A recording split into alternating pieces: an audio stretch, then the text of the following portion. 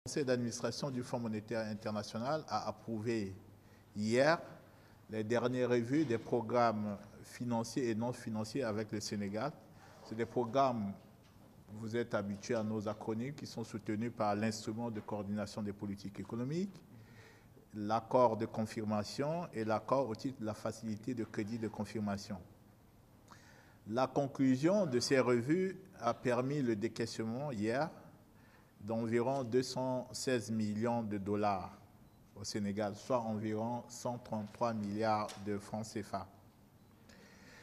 Le Conseil a jugé satisfaisant les résultats obtenus par le Sénégal et les réformes mises en œuvre, et ce, en dépit d'un contexte international difficile. Vous connaissez ce contexte. Il y a le ralentissement de la croissance économique mondiale. Il y a la flambée des prix des produits alimentaires, des denrées alimentaires et de l'énergie. Il y a l'effet de la guerre en Ukraine. Et aussi, en début d'année, vous vous souvenez, il y a aussi l'embargo de la CEDEAO vis-à-vis du Mali, qui a aussi pesé sur l'activité économique. Donc, en dépit de ce contexte difficile, la croissance économique du Sénégal en 2022, certes en baisse par rapport à 2021, est restée positive. On estime qu'elle serait de l'ordre de 4,7%. Les recettes budgétaires, les recettes fiscales propres de l'État ont fortement augmenté en 2022. Le déficit budgétaire a été contenu au niveau convenu dans le cadre du programme, à savoir 6,2% du PIB. Et ceci en dépit des mesures de révalorisation salariale et de la forte hausse des dépenses de subvention à l'énergie.